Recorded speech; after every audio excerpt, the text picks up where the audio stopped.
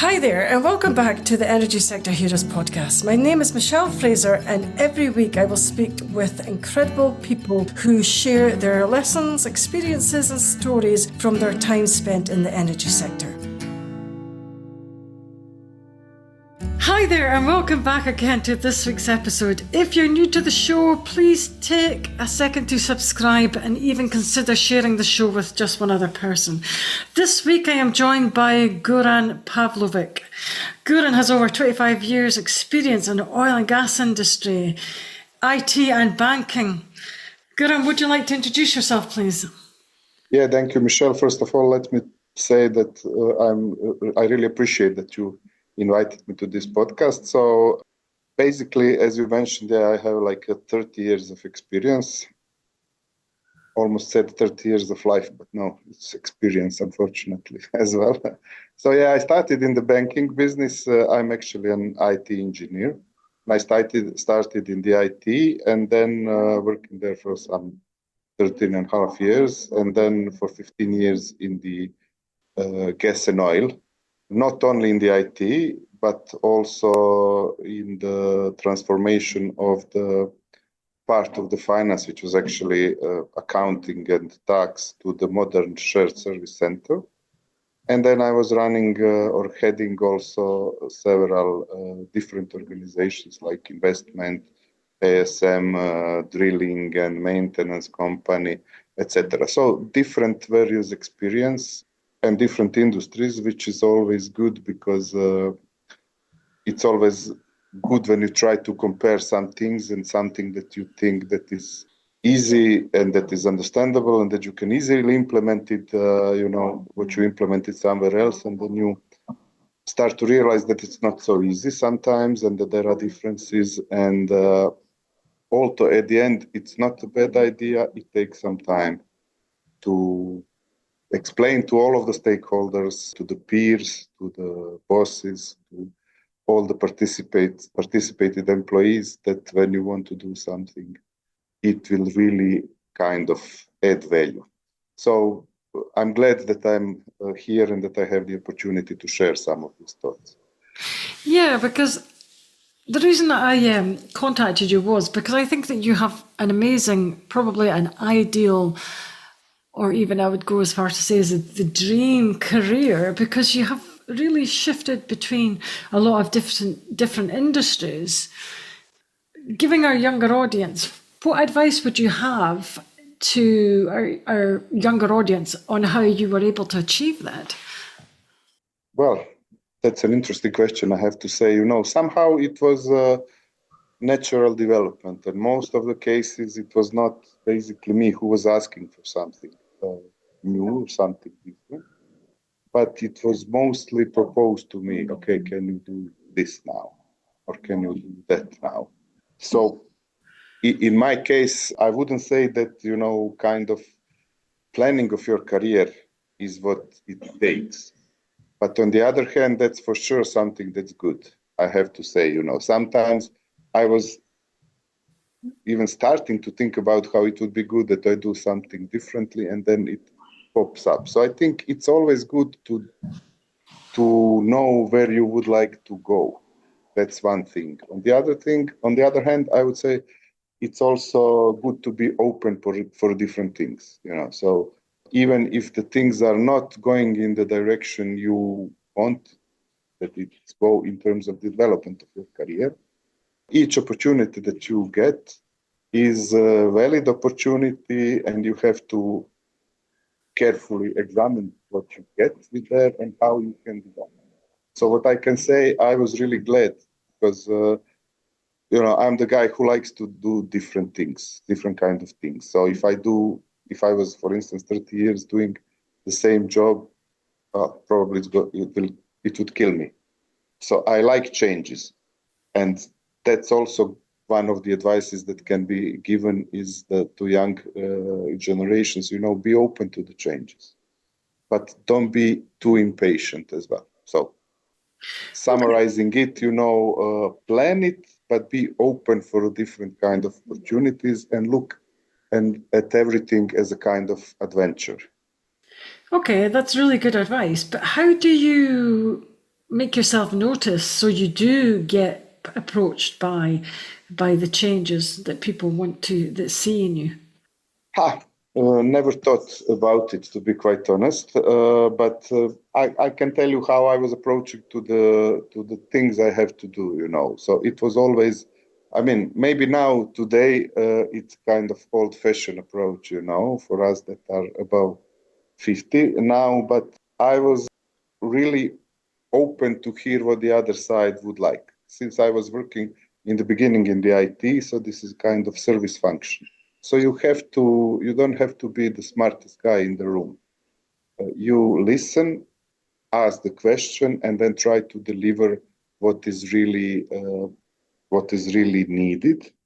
Check with the other side whether it's needed, and then do it in time and do it in the budget you promised you will do it.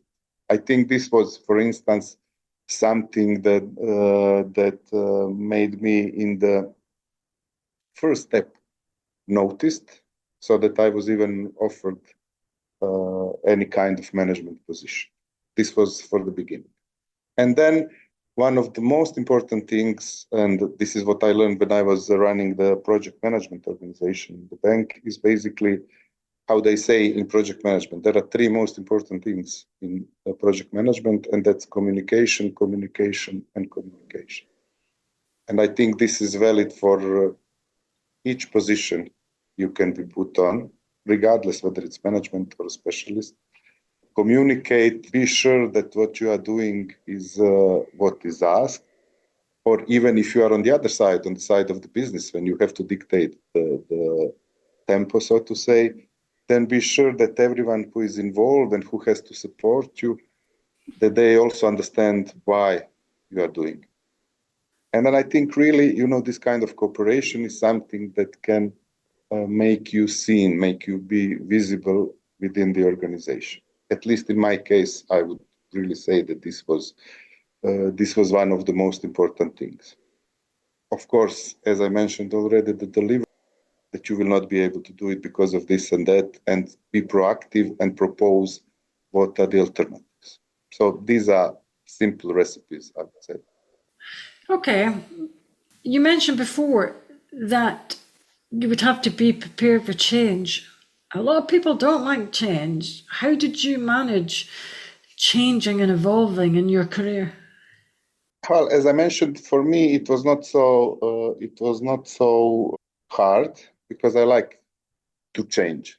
I like to learn new things. So, you can always, I was able on a way to build on something that I already learned. For instance, when I was in the bank, I was no longer than 3 years on any position.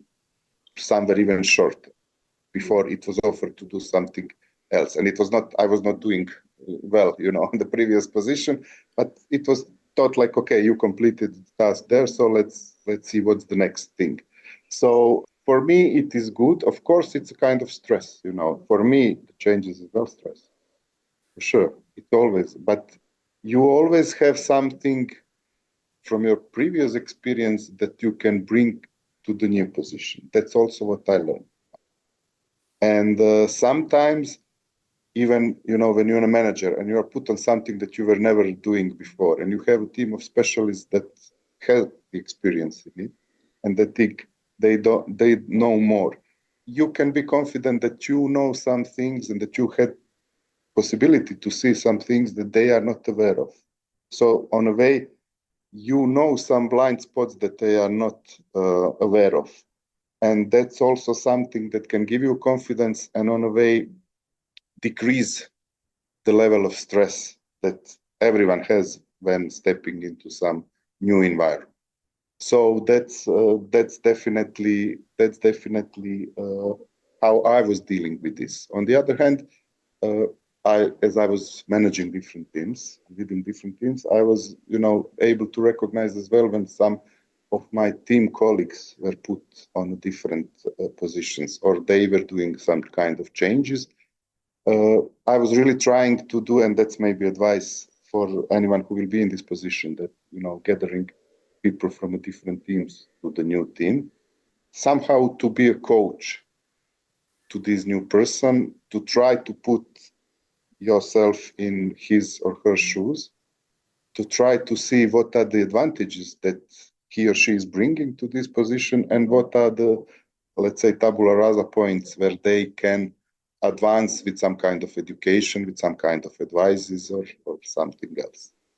So two sides of the same problem, one thing how to react when you are the one who is changing. And for me, really, this is the advice, be confident in yourself, because there is a reason why you put to do some other thing on some other tasks, or why are you asked to be changed or to do this change in the career. So be confident that even if you are not aware what is it, you will find it through the work done. On the other hand, help the others as well when you see that they are in position to change. I mean, that's what I learned, when leaving all of these organizations. People really appreciate this when they realize that you help them for them to change as well. Okay. But helping others to change and to increase their confidence in the jobs that they're doing is quite difficult. It's no I was going to say it's no mean feat, but it's really quite a challenge. How would you go about doing that?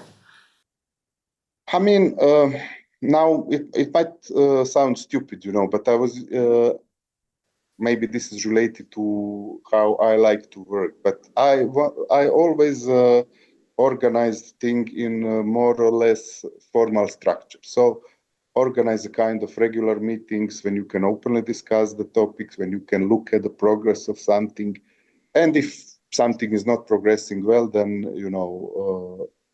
be available as well. So when someone has a problem, an issue, doesn't know how to solve it, at least what you can do is say, okay, my door are open, so you can come whenever. Okay, we will schedule if I'm busy, but let's go through it. Let's see what can be problem. And then, of course, not to find by yourself the solution for the problem, but to help these colleagues to find the solution. These kind of structured approach for me was helping. Plus, we were, especially when I was in the gas and oil company, we were organizing different kind of things in order to increase the engagement of the people, which was also helping, as the time was passing, and we are all aware in today's time, everything is changed, When you are doing your operational work, basically it's not even counted as something, this is achievement. This is, we are all expecting that you are going to do this. But you have to show yourself by doing some things that are new to you. So you are asked really to be changed. And then we were organizing, different kind of things. Like I was, for instance, in the IT, I was going and sitting with the colleagues for 1 day or half a day on the help desk.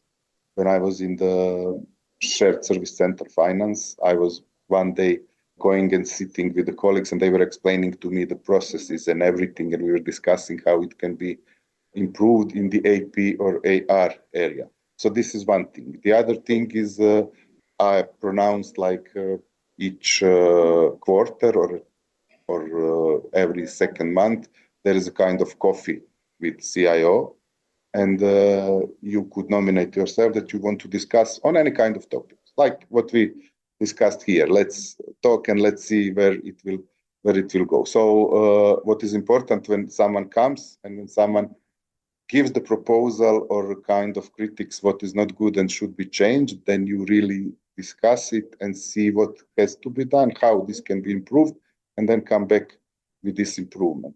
But this is also the things for me, to see that people are feeling more relaxed. And it doesn't mean that they will, this is a kind of, boss with whom I can talk with, so the things are going to go easy. No, if they have the opportunity, they will have their part of the responsibility and they will deliver more, so to say. We were doing kind of also talent management development, where we would select talented young employees for different teams in a different kind of from a different kind of areas, putting them together and giving them some tasks that is not really maybe even related to what they usually do, maybe kind of business task or something, and then help them through, let's say, several weeks or couple of months to develop this idea, to develop this task, and then present in front of everyone, giving some kind of acknowledgement to them, especially in front of the others, so that they kind of build confidence that they can do whatever they are asked to. And especially if they cooperate with the others, then you can really get a synergy. So these were the small tricks, and maybe not so much. Someone would say, well, these are really not so much important things, but it's amazing how much you can do it with building the confidence with your team when you show this kind of, let's say, cooperative human face. Yes, it is. And you touched on a really interesting quote that you said, which was that you really choose which maybe younger team member to give different opportunities to advance their career. How do you know which ones that are maybe, I was going to say more valuable, but it's not even that. I think it's more that you think that you see value in what they're doing over others. How can the younger graduates maybe stand out more?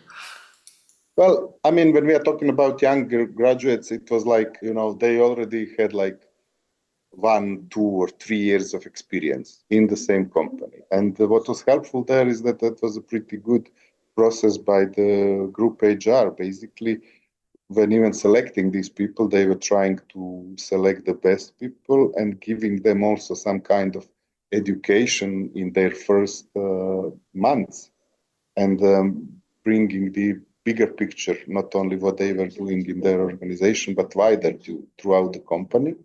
So this was helpful because you already got the feedback somehow from the HR.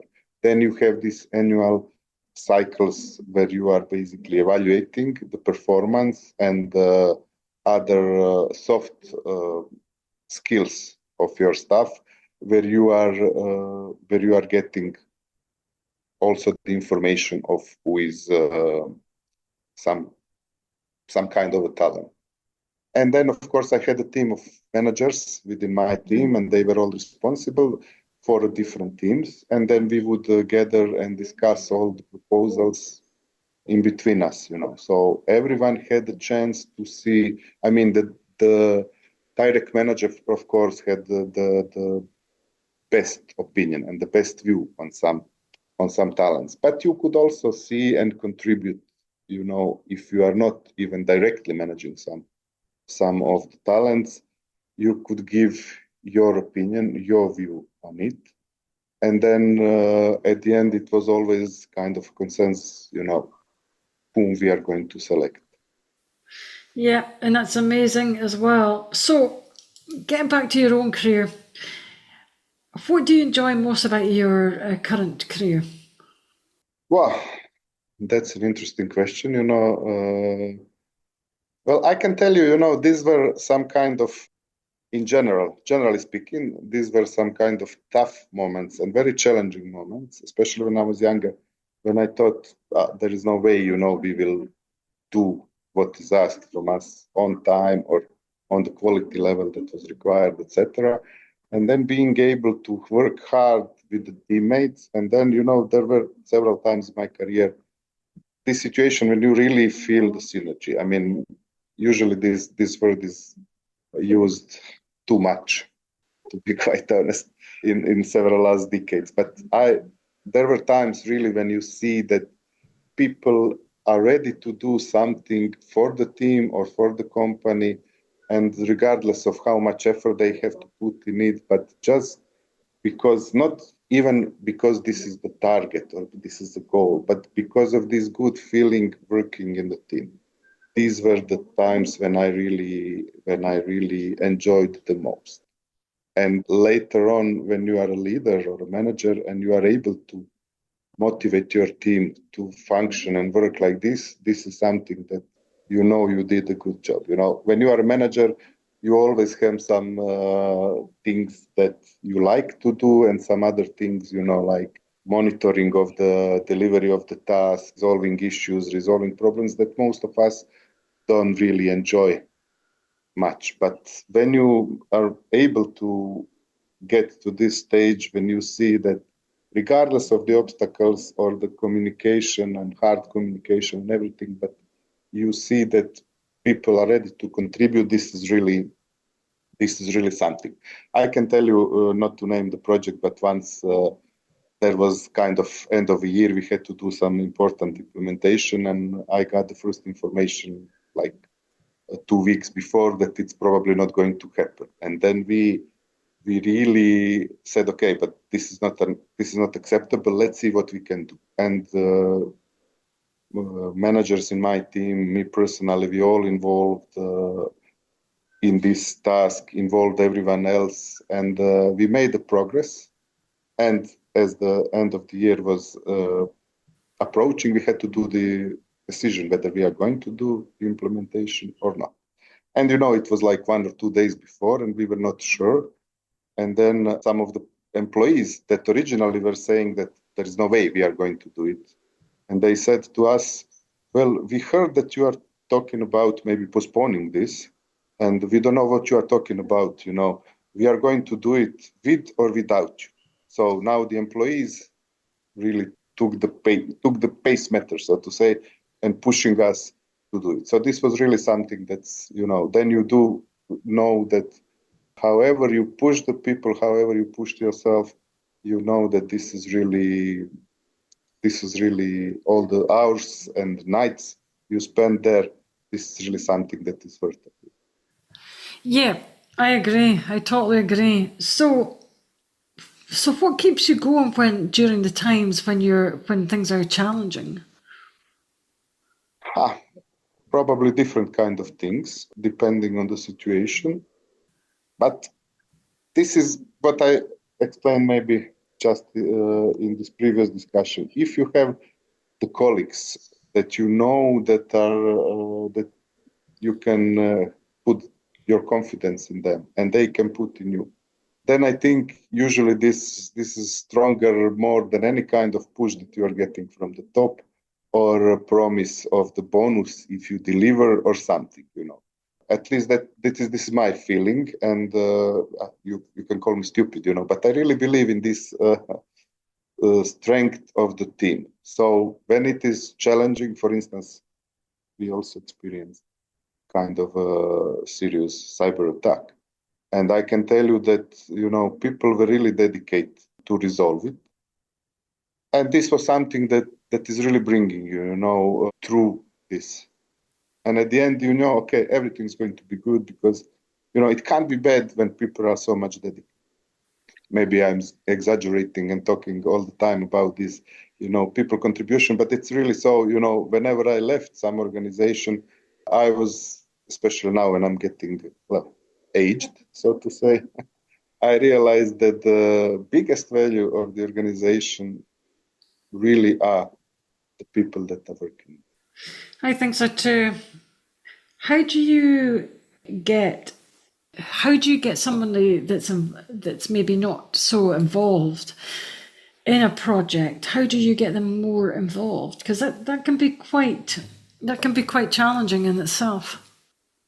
Yeah, I mean, what is helping there is that we are usually, when you are in the corporation, you are part of the large corporation, and if something is kind of a corporate goal, then everyone wants to contribute more or less. Especially, for instance, when I was running the project management organization, usually, yeah, everyone would be anyhow dedicated, and plus they would get some kind of bonuses, etc., which is of course easy thing to do, how to motivate someone. But if you don't have it, yeah, there were situations where people are not interested. Or for instance, when you have a corporate-wide project, like there is a new regulation, it has to be implemented.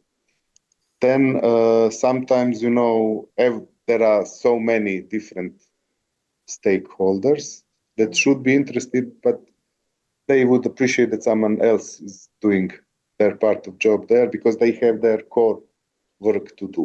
And there, usually it would help, communication. If this doesn't help, then you have to bring it on the higher level, and say, guys, this is not going, let's see what we can do. But as I mentioned earlier, and I keep telling, the communication is really important part. And the communication is, not only one direction, but that you also accept what are the problems or issues the others are having with this project, and what are their concerns, and what they would like to do differently. And now when I say it, it sounds easy, but it's not so easy, of course, in real life, because sometimes you don't want to do things differently, etc. So if you want the others to change, sometimes the first thing, and you realize it through the years, the first thing is that you have to change sometimes yourself to be able to get the others to the table as well. I think so too. I do think so too. So, what I was going to ask you, what industry have you enjoyed working in the most? You mean in? Yeah, because you've worked in banking and IT, and then obviously the energy sector as well. I enjoyed in each industry or in each position I was there. Maybe not, all the time, maybe not the same all the time, but I enjoyed it really. So it was, maybe you can call me a nerd, but I like the process of learning things. So for instance, when I worked in the financial industry in the bank and working in the IT, it's always in the bank, you are always kind of be able to be seen if you are good at what you are doing. Because in the banking, the services to the clients are delivered basically through the IT. You have the internet banking, you have the ATMs, etc. So you are able to be seen, and IT is there having a kind of star position on a way. Everyone know the IT is important, etc. And everyone know that the IT is not the cost, but it's investment. And I started to work in the bank, for instance, and then I was taking it like for granted.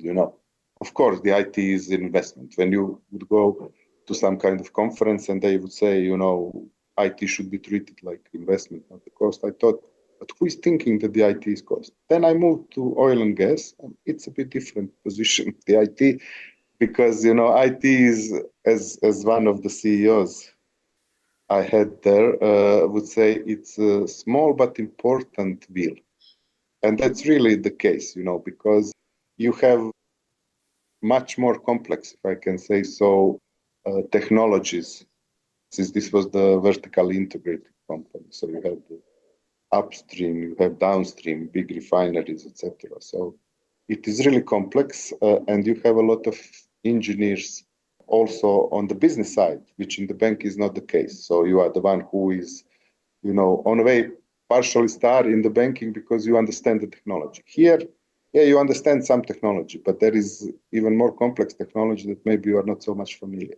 So it was interesting for me, this kind of transition. And the other part was that since, there is always heavy investment in such a complex things like refinery upgrades, etc. So ITS, it's considered not really as an investment, but most like a kind of a cost.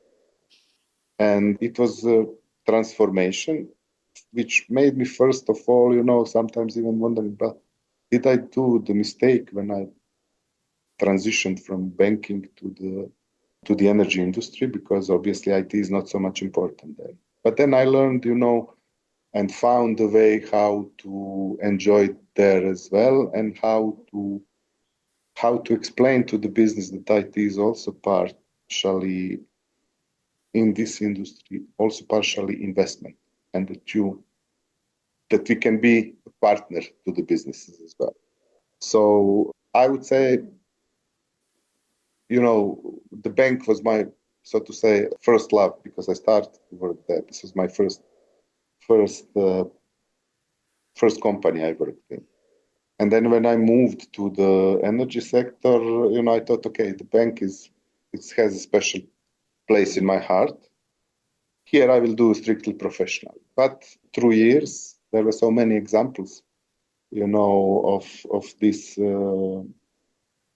tough times when we were able to, at the end, go through it and be successful at the end.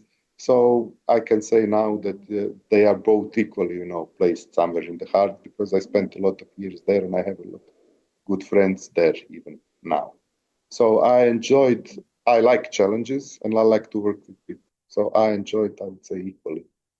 It's you have to be able to understand what are the differences of these industries. For instance, like this one is a simple one for the IT, but for the IT guy, it might sound like a real kind of a burden because in the banking, you are all the time bringing new services. You feel like you are bringing, you are innovative, modern on the market. You are the first one sometimes. And here you come and you just look at, at the first how to decrease the cost, how to optimize everything. You don't have so many opportunities to do the improvement. But later on, as the time is passing by, you find a way. And usually, it's what is important is that you become a partner of the business. Okay. You said something really interesting actually, because you were saying that when during your career you've had tough times, and everybody has. I don't even think there's one person out there that's not had any tough times in their career. How do you transform that tough time and turn it into a success? Well,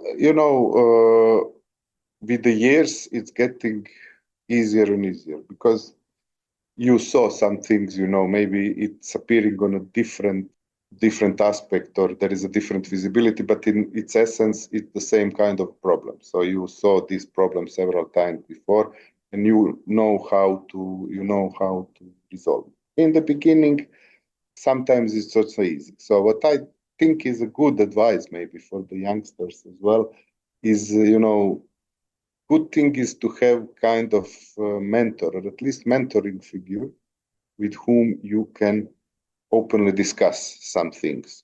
When you have an issue or a problem you don't know how to solve, find someone with whom you can put trust in and you can collect the advices. And sometimes I had several people like it even when I was young.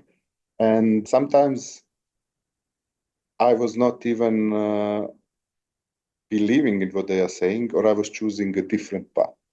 Nowadays, I see they were right, but obviously, I need this to try and do it by myself and to collect the experience, because it would be perfect if we can all, learn everything from the advices. But usually, you have to do the experience. You have to have the experience of something so that you know how to resolve. So to conclude it, there is no magic stick or a magic advice. You can say, I think this is the proper way how to deal. But deal with the problems, with issues, with tough times. But have someone, whoever it be, the parents that are having the experience or some colleagues that you feel you are on the same page, but having more experience than you, several more years or even much more years. When you are working in the corporation, the environment is such that you have to work with a lot of colleagues, and then eventually you find someone who is his or her thinking is close to yours, and then use these relationships to get the advice or to ask for the advice when the tough times are coming. Okay, and that is amazing advice as well, actually. I was going to ask you maybe one final question, maybe wrap up things. I was going to ask you if you could turn back time, what is one piece of advice that you would give to your younger self? Ah, never thought about this either, but let's say the first thing that is coming to my mind. I would probably advise myself to, although I'm an IT engineer, and this is really what I wanted to do even when I was a young kid in the elementary school, because the computers at this time in the 80s were just, starting to be spreading around, and it looks like something amazing, new and everything, and I wanted really. But I wouldn't underestimate how much it is important in the early days to learn some other aspects. For instance, the economy and how does this function. Being an IT guy, sometimes it means you understand better machines than people. And you are not really so much interested in the economy, and you don't understand it. You are all in, bits and bytes and everything. But if I could change one thing, I would do this, start even in the university time to learn more on the economy and all of these kind of soft skills that I mentioned, And this is the advice I have 3 kids, and they are now the first one being on the university. And this is the one thing, it's, my role to give them, to not be closed in what is going to be their specialty in the life or what is going to be their occupation, but think wider. Because I did different things, and as I mentioned, each of these things made me even understand the previous aspects of my career better. And this is something, I think would be good to do it even if I did it even before than I started to do. And that is amazing advice as well. Okay, I'm going to wrap things up now. So that is all the questions I have today. I would like to thank Goran for your time. That brings us to the end of this week's episode. Thanks for listening, and see you next week. Thank you very much, Michelle. That brings us to the end of another episode. Thanks for listening. If you enjoyed the show, I'd like to gently encourage you to leave a 5-star rating wherever you listen to podcasts and share the show with another person. You can also follow me on LinkedIn or via my website, www.michellefraserconsultancy.com. Thanks again for listening, and see you next week.